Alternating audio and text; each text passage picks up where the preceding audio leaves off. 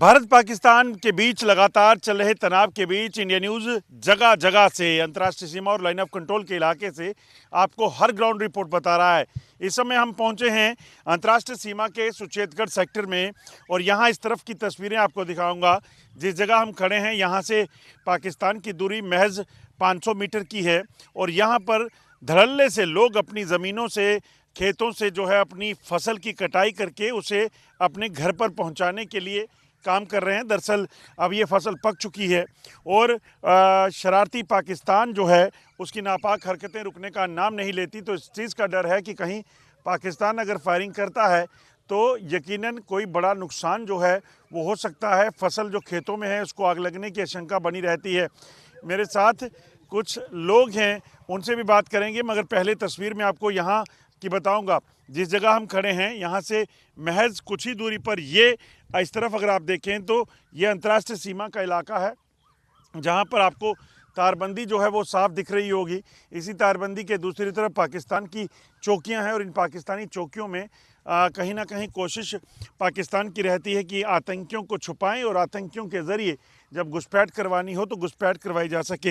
मेरे साथ कुछ लोग हैं, उनसे बात करते हैं। जो ज़मीनों से इस वक्त लगातार फसलें निकाली जा रही हैं, इसको निकालकर अपने घरों तक पहुंचाना कितना ज़रूरी है, क्योंकि अगर ये समय पे घर नहीं पहुंची तो यकीनन फसलें ख़राब हो सकती हैं। सर, आपसे जानना चाहूँगा, ये मैं देख रहा हूँ कि पीछे ट्रैक्टर से लगे हैं, काम चल रहा है, तो फसलें निकालना इस वक्त कितनी ज़रूरी है, क्योंकि जो हालात हैं तो कहीं ना कहीं शरारत हो सकती है। सर, ये इतना ज़रूरी है कि रात को 10 बजे तक कंपेन चल रही है। यहाँ सामने एक कंपेन भी चल रही है, जो रीपर तूड़ी बना रहा है, क्योंकि पशु भी लोगों के पास बॉर्डर का एरिया है कि काफ़ी पशु हमारे गांव में, मुझे लगता है कि हमारे सुचेतगढ़ में सबसे ज़्यादा पशु अब्दुलिया में होंगे, क्योंकि दूध का काम है लोगों का। मिलके की दुकानें भी हैं, वहाँ भी दूध जाता है और जम्मू भी दूध जाता है। और ये लोग दिन रात लग के रात 10 बजे तक 12 बजे तक ये लोग काम कर रहे हैं, क्योंकि पाकिस्तान शरारती मुल्क है। कई फायर कर दी तो आग ना लग जाए, आग के डर से ये लोग अपना साल भर के लिए जो तूड़ी और गेहूं अपनी घर में लेके आ रहे हैं।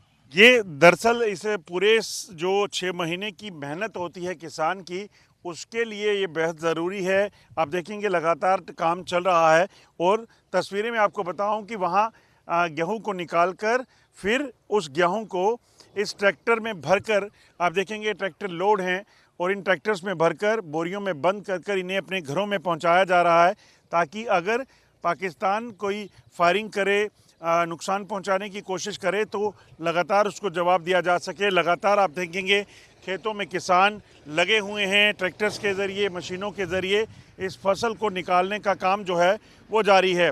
मकसद बड़ा साफ कि शरारती पाकिस्तान को सबक सिखाना और अपनी सुरक्षा करना, ये तमाम चीज़ों को लेकर इस वक्त कवायद चल रही है। और ये जो इलाका है ये भी भारतीय सेना के साथ, बीएसएफ के साथ शाना बशाना खड़ा है, ताकि पाकिस्तान के नापाक इरादे जो हैं उसे नाकाम किया जा सके।